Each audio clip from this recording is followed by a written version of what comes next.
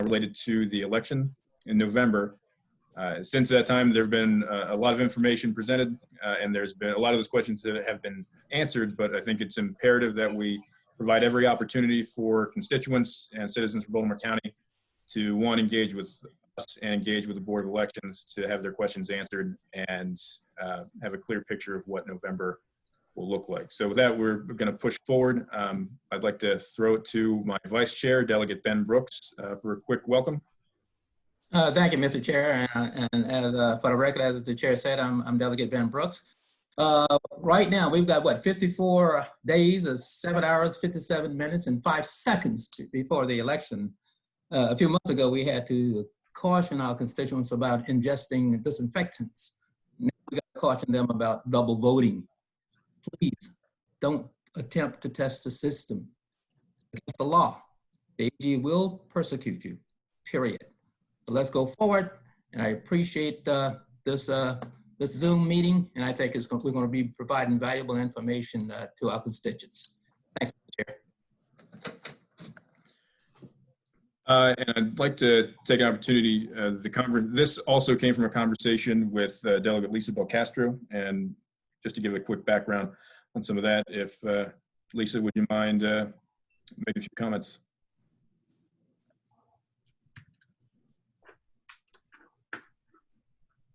She needs to be unmuted. All right, I'm looking for her right now.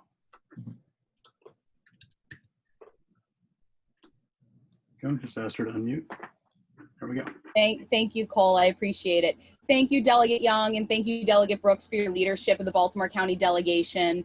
A few weeks ago, I reached out to Delegate Young to share my desires to host this informational event around the election with the whole Baltimore County delegation. And I just want to thank him for partnering in this effort. And I want to thank all the members of the delegation for coming out and all their work on the election. We know that there are a lot of questions surrounding the upcoming election, and we hope that they're going to be answered today. I personally have a lot of questions and concerns, one being the low number of ballot drop boxes across the county when we know so many other jurisdictions have higher numbers. So I'm hopeful that this briefing will provide us with those answers that we can then take back to our constituents. I want to thank Ms. Brown and Ms. Lamone for being here today. The landscape is constantly changing, so it can't be easy to administer an election during this time. So thank you for your service, for your efforts. And with that, I'm Delegate Young. Am I pitching it back to you, or am I pitching it over to Ms. Katie Brown? Right back to me. All right. So one, folks will notice we have members of the Senate delegation as well as the House delegation. Thank you all for taking time to join us tonight. We will be getting a presentation from the Baltimore County Board of Elections, and which will also be supported by the State Board of Elections. I know that some of those folks were mentioned by Delegate Belcastro a moment ago, and I believe that, Cole, you're going to be sharing your screen with Katie Brown from the Board of Elections. Katie Brown will be sharing her screen to give us that presentation. Excellent. Let's go ahead and roll with that, and we'll get into the presentation. And while he's setting that up, for all of those watching, participating, this is being broadcast on Facebook. We'll be taking questions through, we have staff monitoring the comment section. Also, folks who have registered previously and are currently on the Zoom chat, you can post questions and comments in the chat box. We'll have folks monitoring that as well.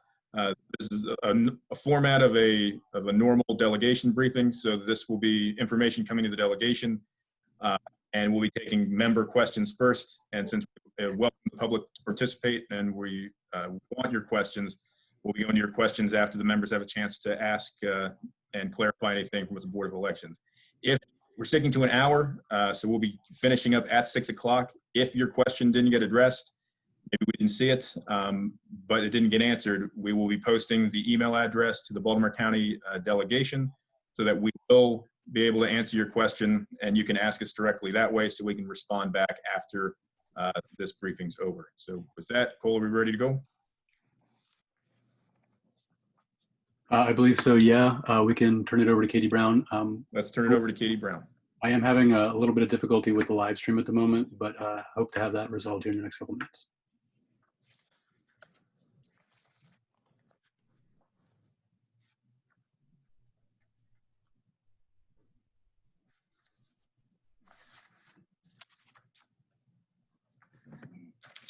All right, Katie, you should be all set.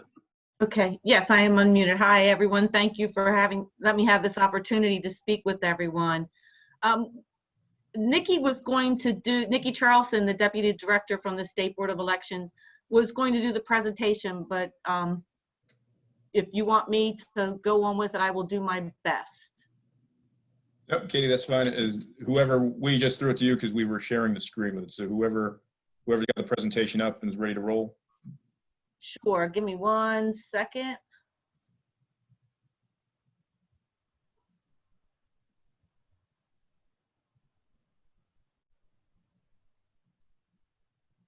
I can't share the screen. Hey, Katie, I will transfer host ability to you here temporarily. Okay.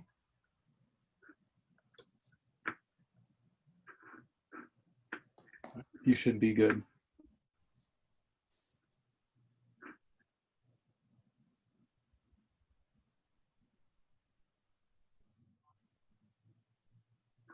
All right. Is everyone seeing Excellent. this? Mhm. That? Okay. So could you unmute Nikki Charlson also, just in case she needs to jump in with anything?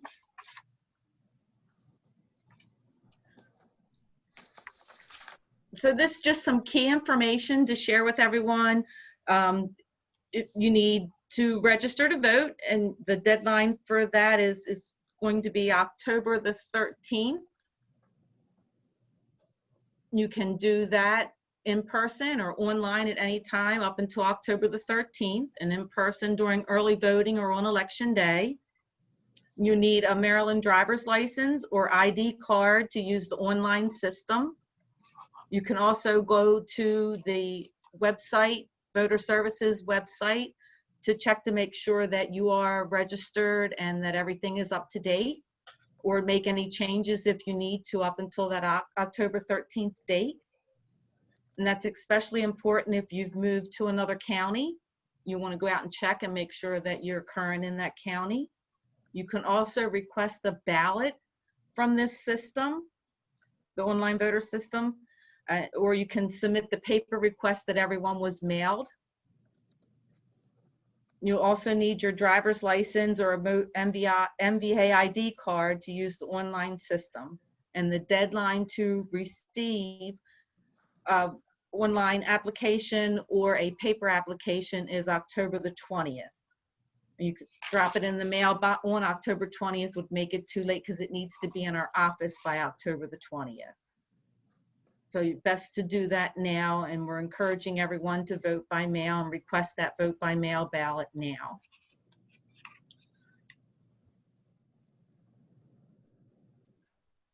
Okay. Mail-in voting is the same as absentee voting. The name has changed, but it's the same. It works the same way. You request a ballot through the mail and you vote it through the mail. The ballots will be mailed in late September, and then they'll continue to be mailed on a rolling basis. In your mailing packet will be a postage paid envelope.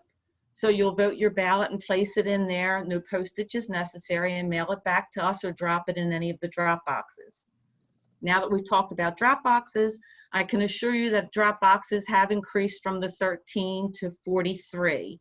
There will be a drop box available at every voting center location.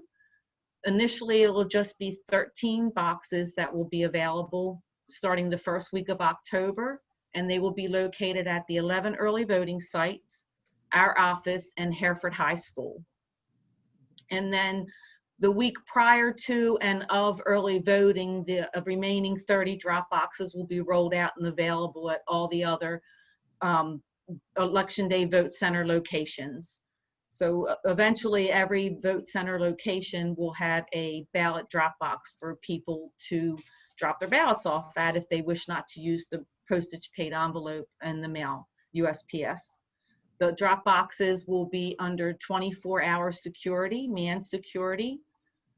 The ballots will be picked up from those drop boxes twice a day. And there will be a chain of custody that will need to be filled out from the time that they pick the ballots up and bring them back to our office. The transport ballot bin that they will be using is a locked and secured ballot bin. And then the boxes are sealed and tamper tape is put on there to make sure that they're not tampered with in any way. But again, they will be under 24-hour surveillance, manned surveillance, every location from the time they are put in place and ready to accept ballots until Election Day. So I hope that answers some questions and that we have increased the number of ballot boxes. I think I handled that. Let's go to the next one. So this is, again, make sure to register to vote and fill out that application. Applications were all mailed out to all voters on the week of the 24th of August. And then a supplemental mailing was done from anyone that registered or changed an address since then. That mailing was just sent out. If you've not received that application in the mail, you can go to the online voter services and request one there. One of the questions also that's been asked is if you did the online voter registration or online voter services and requested the ballot and then received the paper application and returned that, what will happen? All that would do is create a duplicate. If we process the one and we receive the other, it just creates a duplicate application, but it still will only get you one ballot. So I want to make sure that that's clear too.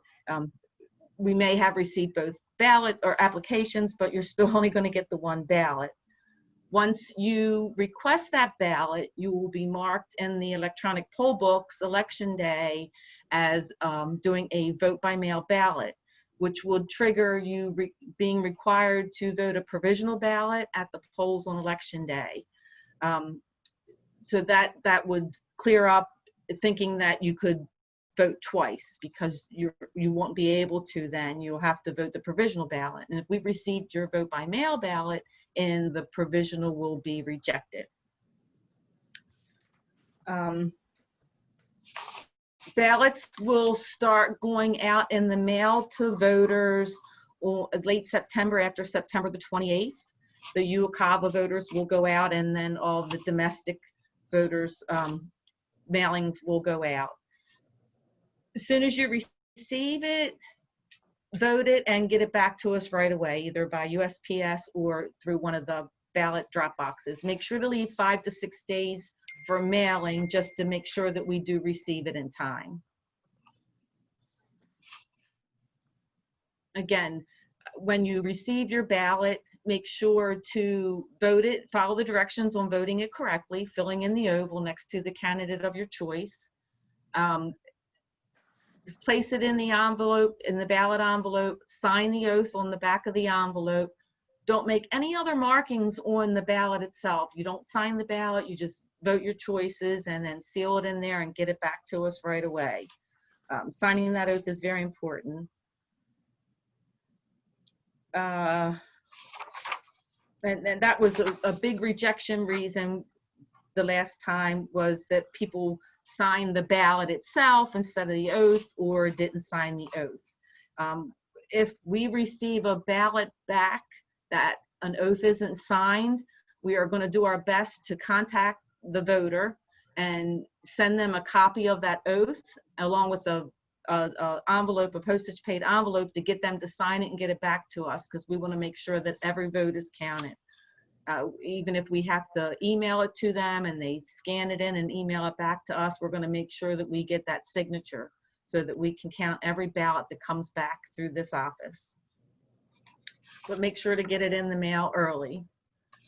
If you're going to vote in person, we will have 42 Election Day vote centers throughout the county available. Any voter in Baltimore County can go to any one of the 42 locations, just as you can during early voting at the 11 locations. Any voter in Baltimore County can go to any of those locations to vote on Election Day and through early voting. You can also do same-day registration and address changes during early voting, but only same-day registration on election day at all 42 locations.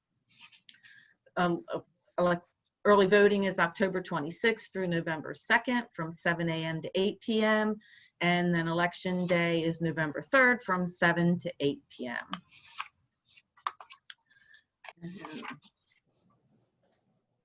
And again, just reminders that to check the status of your application or your ballot, you can go online to election voter services, and don't forget to do that also to make sure that you are registered and that your registration is up to date. And then again, you can follow up on your ballot and even your application status to make sure that we've received it and everything is in order. And I don't know if Nikki is unmuted and has anything that I missed to follow up on. And I will stop sharing my screen. Cole, is that okay? That's good. If you go ahead and send the host request back to Cole.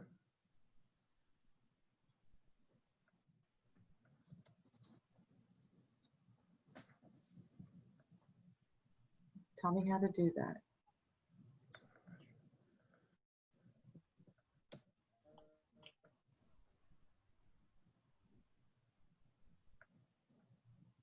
I'm not sure how to send that back to Cole. No worries. If you go to the participants box, and you'll see Yep. Cole. Scroll over top of him. Okay, let me find you. Sorry. It's okay. We should have made you a co-host. That would have been No, don't do that. Okay, I found him. okay. Scroll over it. Yep. Give you an option for more. More. Make host. Yep. Do you want to change? Yep. All There right. you go. Thank Thank you. Well done. So Thank you. we have some questions from the members. Hey, Cole, why don't you go ahead and unmute Delegate Guyton? Mm-hmm. Delegate Guyton, as soon as you're Hi. unmuted, go. Thank you so much, Delegate Young, and thank you so much for being here. I had a couple of questions. The first one really relates to the fact in my district, which is northern Baltimore County, we really don't have a lot of public transportation accessible voting and polling places. Is there any reconsideration of where to place those so that the public can actually access them more easily, or are there going to be some other sorts of transportational options? No, and that was why we added the 7th District Elementary in. The initial plan only called for all the high schools to be used. And we saw that there wasn't anything other than Hereford up there, so we added in the 7th District Elementary. And that was also what prompted me to get that additional box to begin with up at Hereford to help with that. But no, there's not any plans to add anything else at this time. Sure, but neither of those have public transportation that is accessible to them. So I'm really concerned that we don't have any ballot locations within my district that are accessible by public transportation. But there's not much public transportation that even goes up that way. You know, the high school is right there on York Road, and there's not public transportation that goes up, so there's not really a choice. Would you suggest, if I could add one, where would it be? Padonia Elementary School is a very popular international school. Thank you, Kathy Forbes. Is a very popular voting location within the district, and it does have access for public transportation. We don't have a lot of it. You're correct, but I think maybe we can have at least 1 or 2 polling places that do have access for everyone. Right. Well, Delaney's not that far from Padonia. That wasn't an option that we were thinking of, and then Oregon Ridge is not that far either from the light rail. I know a bus doesn't go out there. Right. I'd just like for you to consider that as an issue. Neither of those is walkable from the current polling places. Okay. And you feel that Padonia is? It has public transportation close by. So. Okay. For We'll look into it. Sure. Thank you very much. Sure. I won't ask all of my questions. I will ask you, because I've heard from many constituents who have applied as election judges, and I know that we need them, at least I've heard that we do, but they haven't heard anything back yet. So they're wondering when they would be contacted about that. Okay. So So when we started this, way back when, we thought that we were going to need all 236 locations available on election day.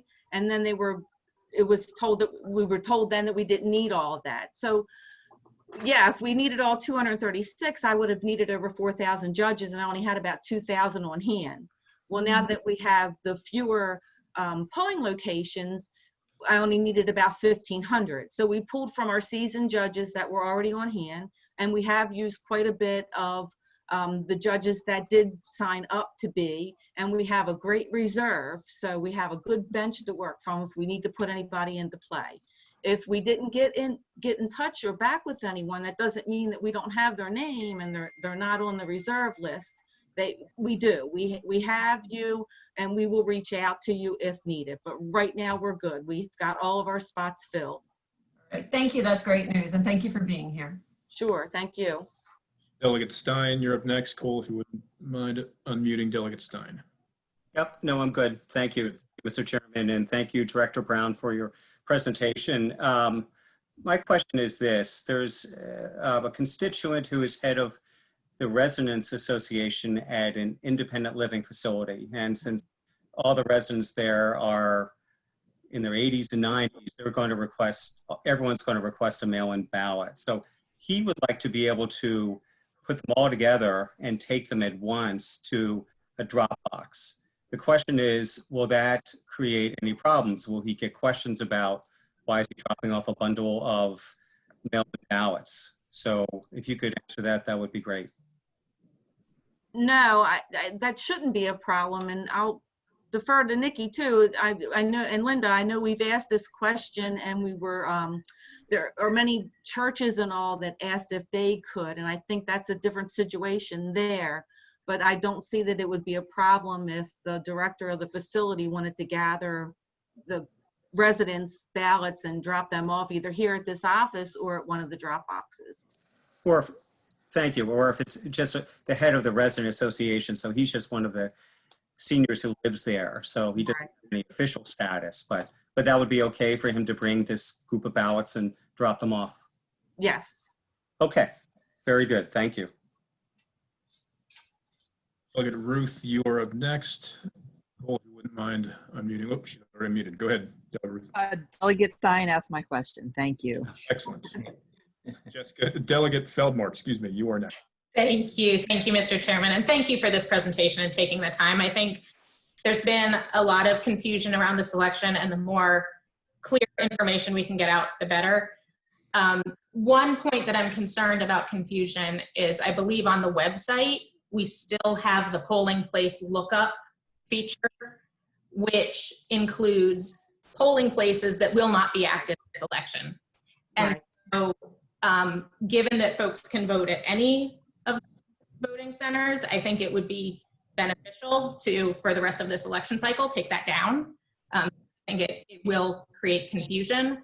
And I think related to that, voting is a very traditional, ritualistic, creature of habit kind of thing, right?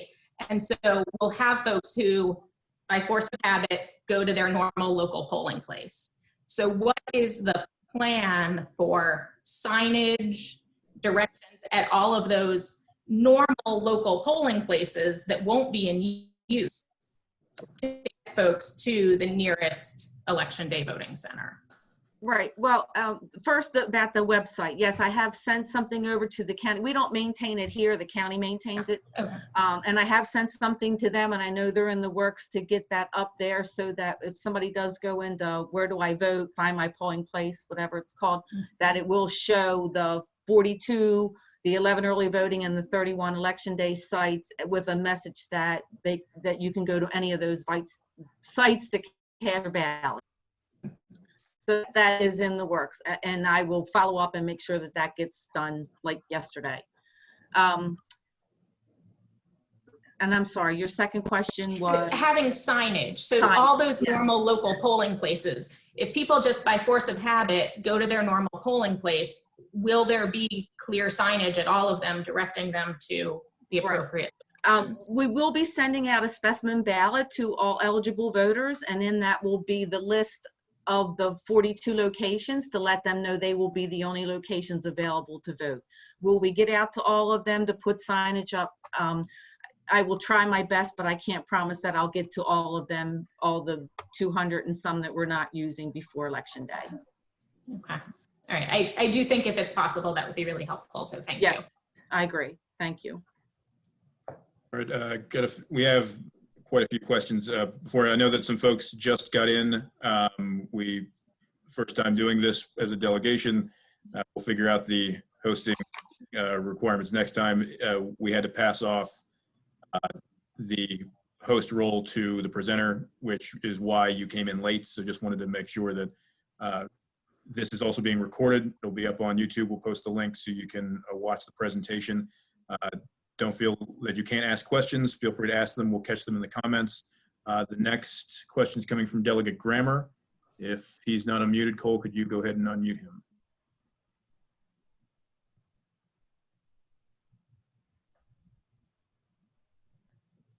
All right, you should be good. Thank you, Mr. Chair. Can you hear me? Yep, we can hear you. Fantastic. So I have two brief questions. During the 2016 election, we had a ton of voters. We had some pinch points, and the delegation got together and we talked about those, and we created a plan for handling that. That seemed like a good plan, but those plans are clearly out the window with the changes we've had to make to the system. So can you tell me, Katie, what we're doing to plan for this coming election to kind of account for those points of failure scenarios, the bottlenecks at the voting centers? What do we do if we have a scanning machine that fails, et cetera? We'll be sending 3 scanners out to all locations, so hopefully that will help with the flow and move people through faster. But we also have to remember that there's going to be a slow up just because of social distancing and the amount of people that will be allowed in the room. So everyone's going to need to be patient. We still need to keep 6 feet apart, even though they will be in large auditoriums, gymnasiums, and cafeterias. We're still going to be limited on that. We're going to have 30 to 35 judges at each location, so that takes up a lot of that space within there. But our hope is to keep people flowing throughout the day and having that additional scanner or 2 scanners, because some places only had 1, will help with that also. So I anticipate it's going to be a little harder than usual. I mean, the voting center can always stay open if they get, Robin, the voting center can always stay open if we get backed up. I mean, are we ready? Have we accounted for the numbers, the throughput? Yes, and with the way it looks right now, we're probably going to have 50% of the voters voting by mail, doing a mail-in ballot, and have the other 200 or so thousand voting on election day at the 42 locations, plus the 8 days of early voting. Okay, final question. This is going to be a very sensitive election. What can we tell the public as far as expectations for the results for Baltimore County? Like when will we report? Sure. So we can, we're allowed to start canvassing on October 1st. I doubt we'll have any ballots back by then, since they're still going to be hitting the mailboxes. But as soon as I have a good amount of ballots in, we'll start the canvass of opening those ballots and tabulating them. But those votes will be embargoed until election night, and then released after 8 o'clock on election night of anything we've counted up until then. And then the remaining results from election day will then be published throughout the night and early voting. Okay. All right. Thank you. Thanks, Mr. Chair. Yeah. So, Katie, a couple things related to what Delegate Grammer was asking. I'm sure you're familiar with, and just to spell it out for everyone watching, what safety concerns and actions have been taken to, one, make sure everybody's being safe, one, who are working the polls, and those that are going to vote. If you could share that with everybody. Right. As far as PPEs, you mean? Yes, ma'am. Right. Yeah. All of our judges, I have purchased enough face shields for them to all wear face shield. Plus, they will have masks. We will have masks available for any voter that comes and does not have one, because we want you to come in wearing a mask. Gloves will be available. We have spray bottles of hand sanitizer, plus gel sanitizer and wipes. training. We'll be showing the judges how to clean things down in between every voter. So we're taking every precaution that we can to keep not only our election workers safe, but the voters also when they come in. And the health department, the county health department will be helping outside with social distancing, and my people will take care of the social distancing inside. So again, that's where the voters' patience needs to come into play. They need to be patient and remember 6 feet apart, wear a mask, be patient. And okay. Yep, go ahead, Delegate Brooks. May I piggyback on your question? Katie, in the event that a voter chooses not to wear a mask, what are you doing in that case? Well, what we did in the primary, we had a voter that chose not to wear a mask. We cleaned the room out. We cleared the room out of other voters and pulled them off and then let them come in and vote. We can do that again, or we can bring a ballot, try to see if we can bring a ballot out to him, log him in and bring everything out to them outside and do some type of that. But it's still a requirement to wear a mask. And so, you know, be prepared, wear a mask. Related to folks outside of the voting location, practicing social distancing, I think at this point everybody is familiar with it. I know that your numbers in terms of voting judges are strained. Are there going to be folks keeping folks to that outside, or you're relying on volunteers for that? How are folks going to be managed outside the building while they're waiting? Right, the County Department of Health is helping us with that. They're recruiting people now to handle the social distancing on the outside, and we'll handle it on the inside. Gotcha. And they helped us back in June during the primary. We had them help us on the outside of the polling places in June. I know we only had 4, but they were there and took care of the social distancing on the outside. Gotcha. And I apologize if you already answered this. When it comes to judges, right, and because you have fewer polling places, are you saying that you have all the judges you need for election day at the moment? Yes, as of this moment, yes, we have everyone that we need for the 42 locations, the 8 days of early voting and election day. But we do have a great bench to pull from in case anyone does drop out. Gotcha. Let's see. Okay. So Cole, is Delegate Bhandari on? He is. Let me make sure that he is unmuted. Your Delegate Bhandari, as soon as Cole unmutes you, go ahead and ask, I believe you had 2 questions related to folks who need special accommodations and children.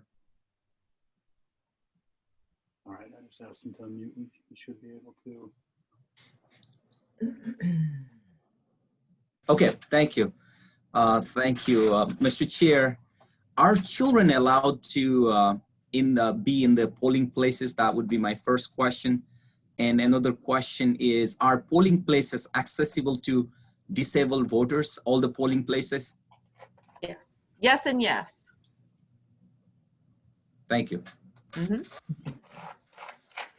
Ms. Lamone, don't mean to single you out. I saw that you unmuted yourself. Was there any comment you wanted to make to a previous question or to any follow-up?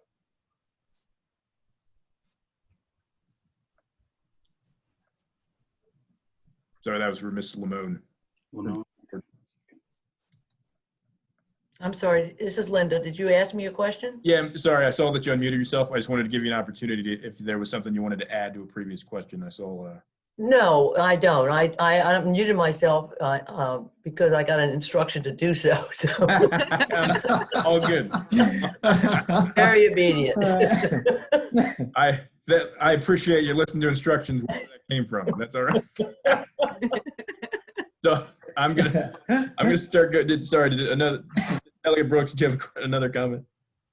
No, I'm good for right now. Go ahead. Good. We've got some questions from the public. If any other members like to be recognized to have some questions, feel free to raise your hand, text me.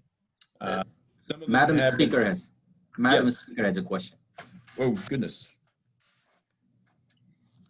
Madam Speaker, go ahead. Cole, if you could unmute the speaker. Yep. Yeah, he did. I just have a question. As those of us who are on the call that are state legislators, we are not on the ballot in this time around.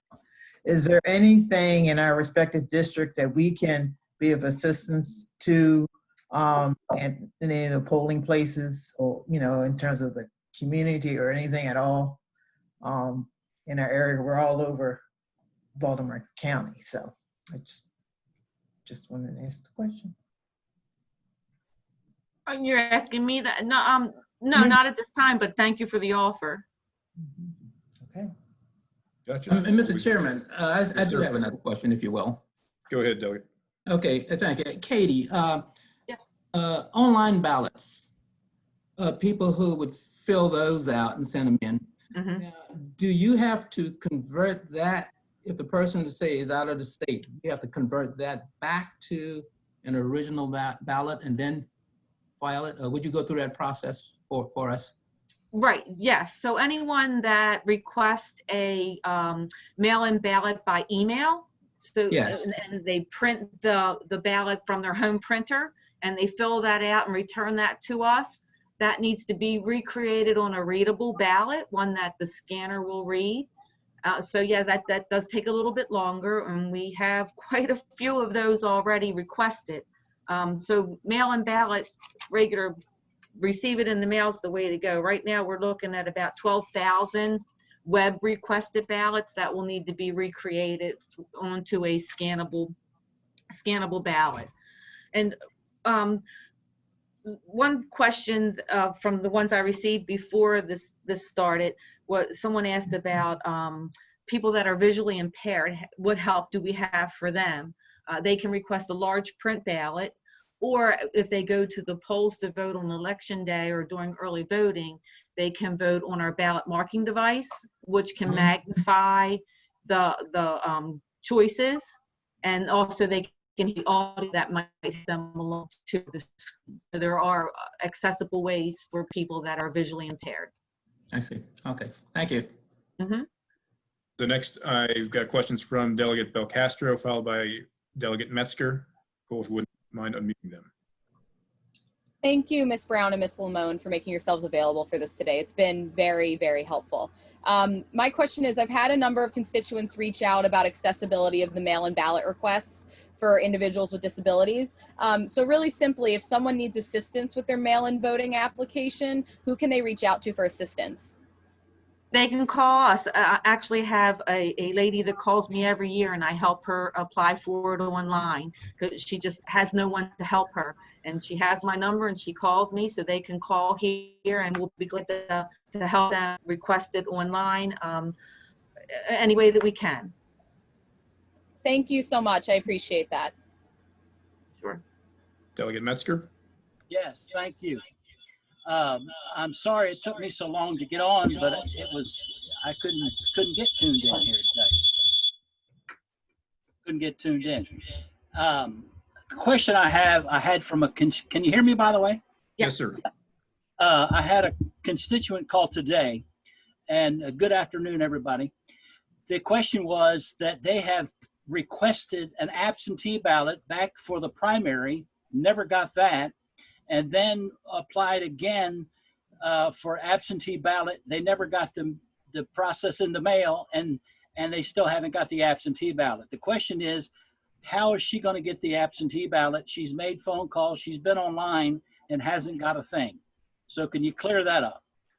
Sure. If you email me her name and information, I'll look into it and see and make sure that she gets the application if she's not already received the one that the state sent out to all eligible voters. If she received that in the mail, or anyone received that in the mail, they just fill that out and send that in to us before October the 20th.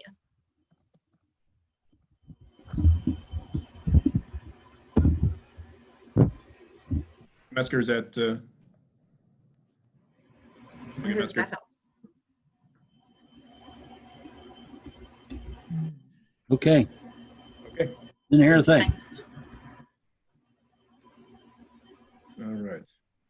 Some of the questions that I had coming from Delegate Kathy Forbes. Looks like you have a question. All right, she should be able to unmute herself now. Delegate Forbes, go ahead. I think you had a question.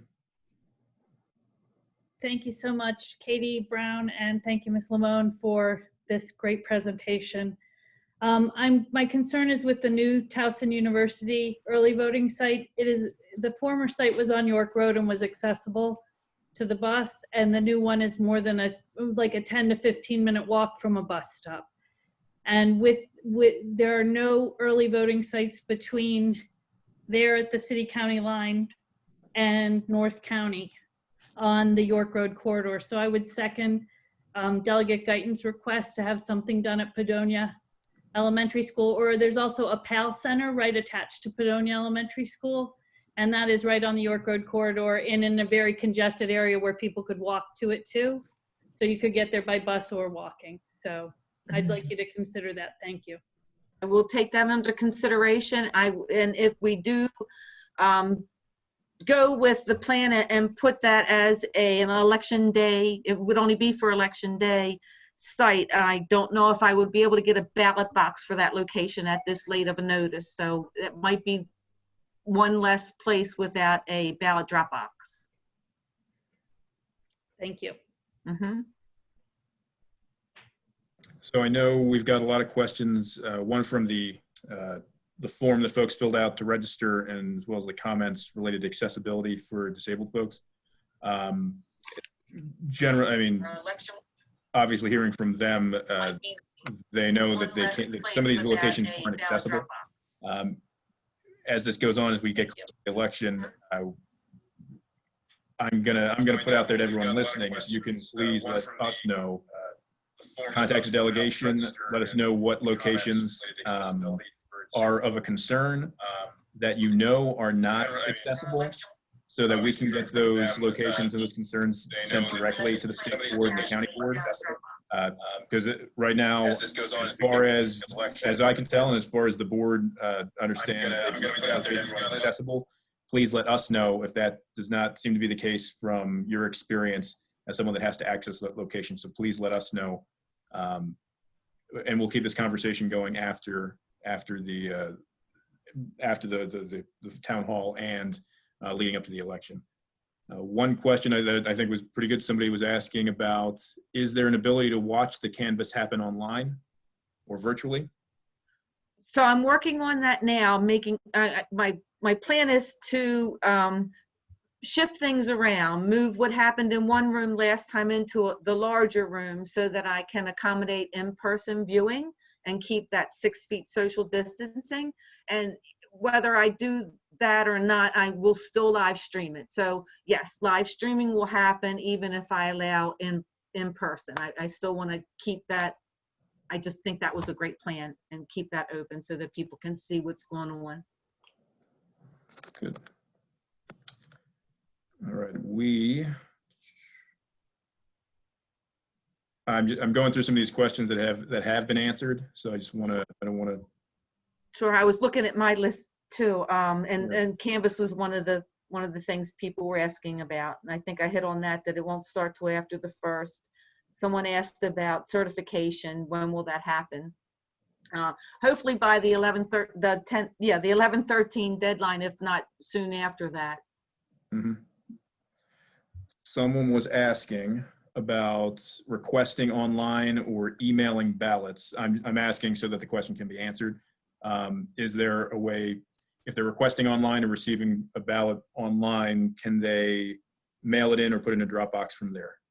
Yes, they can. They just so they understand that even though they received it by email doesn't mean they can return it by email. They still need to print everything out and address the envelope as instructed, and then they can either drop that in the drop box or the mail. Yes.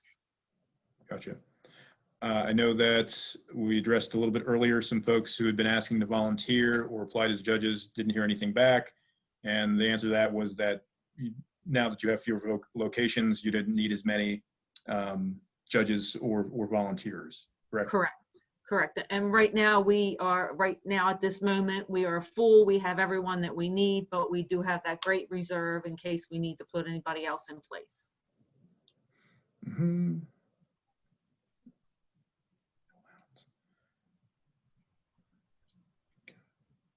One question was, when will absentee ballots be sent out to those out of state if they haven't been sent out already? The mailings will start on September 28th.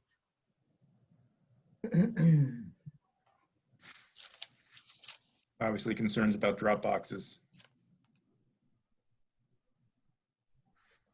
Again, we secured boxes for all of the locations, so all of the election day locations will have drop boxes, but just the initial 13 to begin with at the 11 early voting sites, our office in Hereford High, and then the additional 30 will be put in place the week prior to and the week of early voting.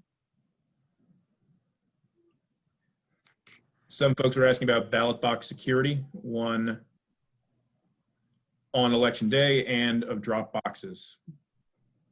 Right, so they'll be under 24-hour security. And that's physical security? Yes. Yep, of course. And then our people will be there election day and be watching over it. Gotcha.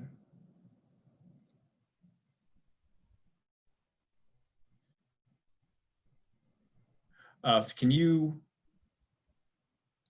so I'm just reading through this question here.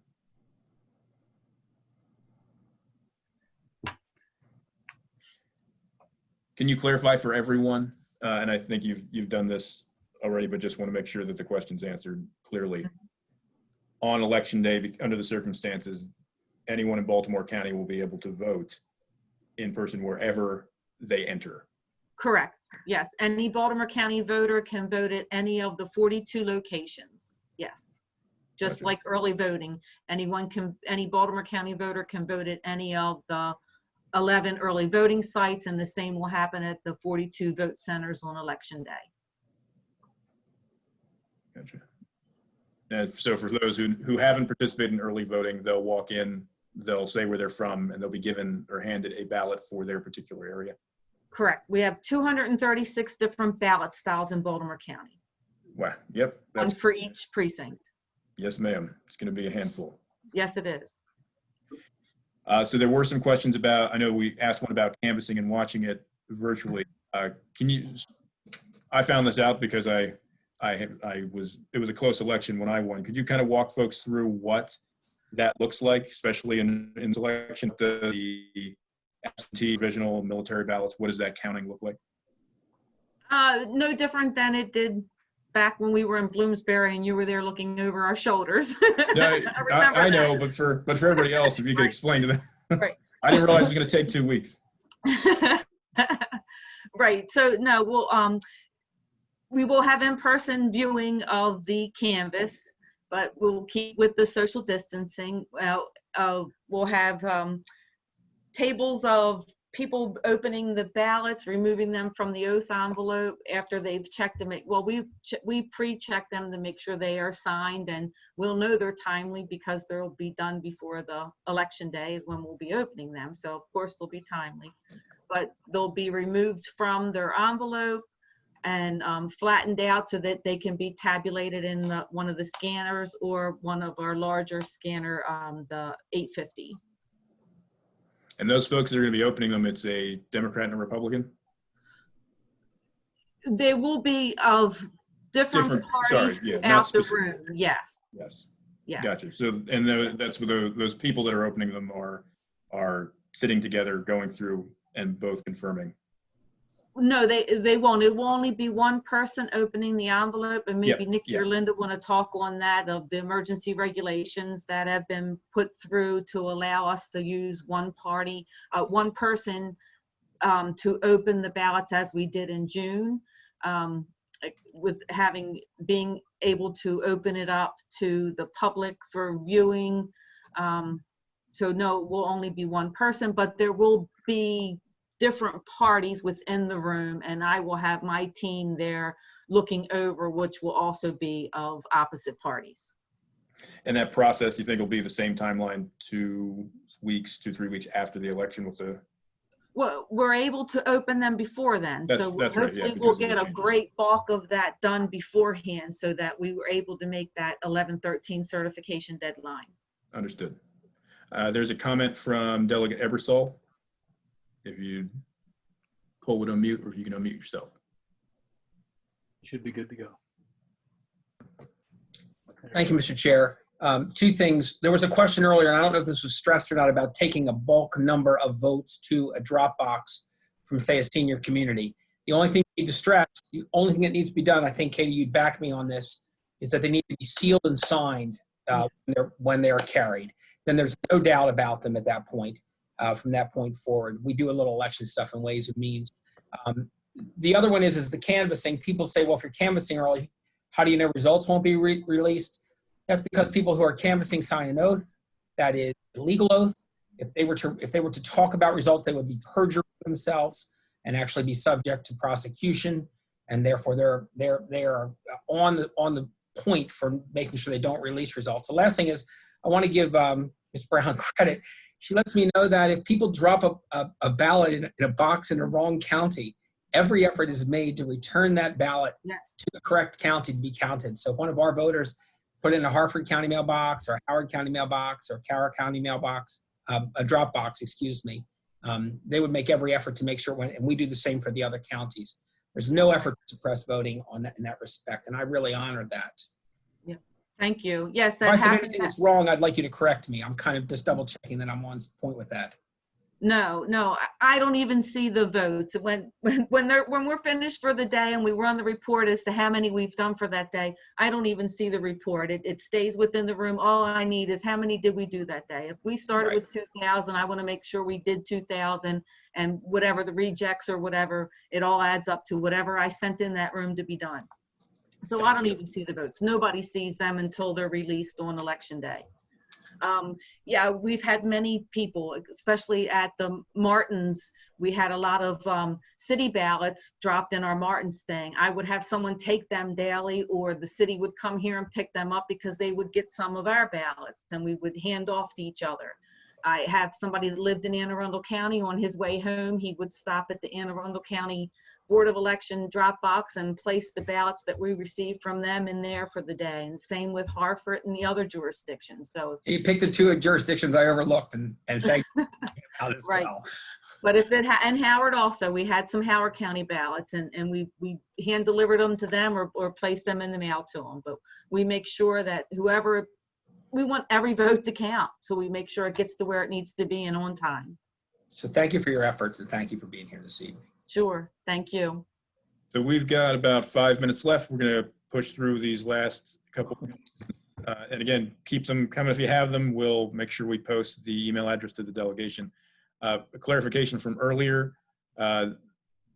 you can walk into any open poll location that's been designated and you can vote anywhere in the county.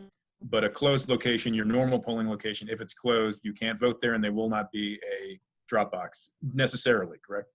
Correct. Yes, correct. And there is no plan to put drop boxes at those closed locations. Is that accurate? No, only the ones that will be open for early voting and on election day will have a ballot drop box. Correct. Got it. Got it. And we have do absentee ballots need a witness to signature? No, they do not. Unless that person is assisting you, then they need the certificate of assistance, but they don't need a witness signature now.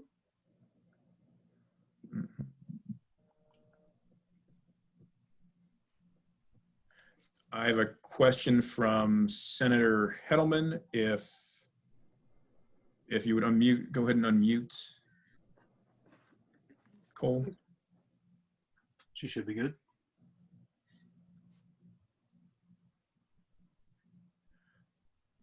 Senator Hedelman, if you're on, you're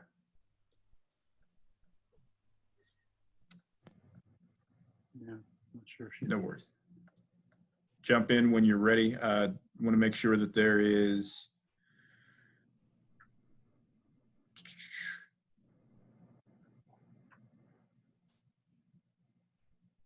okay. There's a question about there have been requests for early voting locations. I know that you mentioned them earlier. For everyone listening, if there is a concern about a need for a particular location that you believe is left out, email the delegation and we'll get them to Ms. Brown and Ms. Limon so we can get an answer and an explanation to you soon. Delegate Young. Yes, ma'am. I did want to make one more comment about the canvas. When we were speaking earlier about the ballots needing to be remade from anyone that votes and or returns email ballot or ballot printed from home, when those ballots are remade on the readable ballot for the scanner, that a bipartisan team is definitely used then. One person recreates the ballot and the other one views it to make sure that it was recreated correctly. So I want to assure everybody that a bipartisan team is used at that point. Understood. Thank you. Looks like I might have missed a question earlier related to how to prevent fraud with harvested ballots. Lots of folks are concerned with this and the fact that apps have been sent to people who do not live in a home in the county or just a home in general. Is there? The question was about how to what's being done and fraud and harvested ballots. Fraud and harvested ballots? Yeah, I believe there's mentioning that folks have been sent applications who don't live in a home. That don't live at that address any longer? Or? I believe that's the concern. Over to clarify the question. Oh, yep, go ahead. Delegate Guyton, go for it. Thank you so much, Mr. Chair. Thank you, Ms. Brown. I was actually piggybacking on, yes, I see it on the chat now. It says, please see question from John. That was the question I would like the answer to primarily. So if we're going to do allow harvesting of ballots, we were talking about collecting ballots from assisted living earlier, and that's completely legal. But I know that there are people, because I'm calling a lot of them, who are very concerned about how do you check that that signature is actually the right person? How do you know if somebody comes in with 100 ballots that they haven't filled them all in themselves? So I would love to give people assurances that the fraud that they often hear about may not be as concerning as they think. Right, and there is no requirement for us to verify signatures. With it, we don't do a signature comparison. So we don't know that. I'm trying to find my thing. Yeah, there's just not a current law that permits a local board of canvassers to reject a ballot because the signatures don't match. And I don't know if Linda or Nikki want to talk any more on that, on how.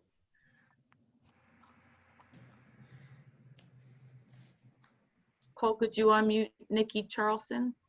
Yes, one moment. Sorry, I was monitoring the live stream. There we go. Should be able to speak now. Thank you. Oh, you were unmuted, Nikki, and now you're not again.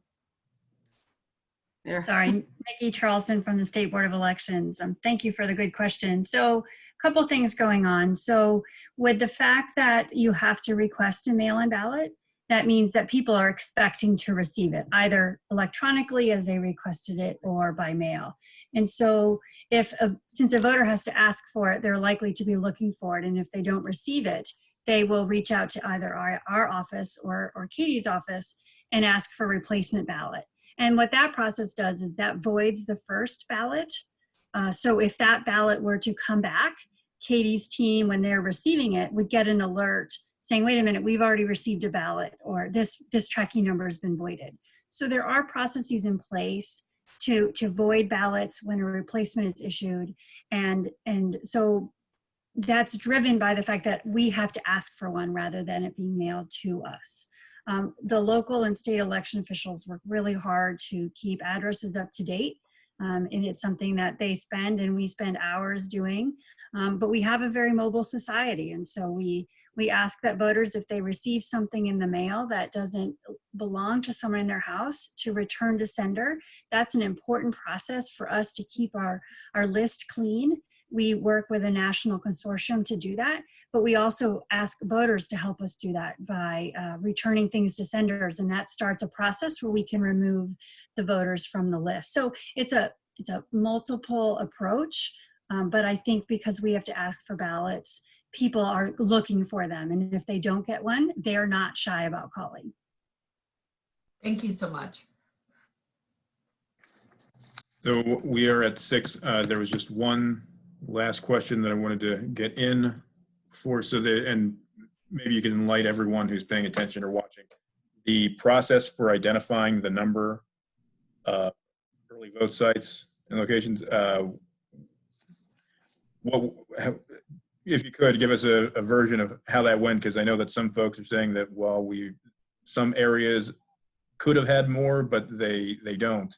And they're trying to understand that why they don't have more early vote locations, even though that they are, I guess, eligible to have one. Sorry if I'm butchering your question, but what was the process like for identifying the locations that you did end up standing up? And was there an opportunity to push for more? So the early voting locations is written in the law, is that depending on the amount of registrants determines the number of early vote centers that we have. So that's why we're at 11 with them. The election day vote centers, the state board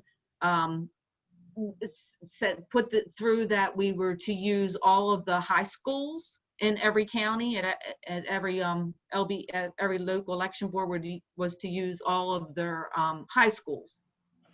So Baltimore County has, I think it was 28 high schools, and we added 4 more locations to that so that there were enough throughout which we hope would cover enough of the county. Gotcha. So that's where those numbers came from. And there were some high schools that weren't suitable to be used. They were either in a industrial park or in a multi-use building, and there wasn't enough parking, so we found alternative sites instead of, that's why we use some of the middle and elementary schools. Gotcha. So, and just to clarify, if there are areas where the entire county was eligible for more, the reason there isn't is because of finding a suitable location?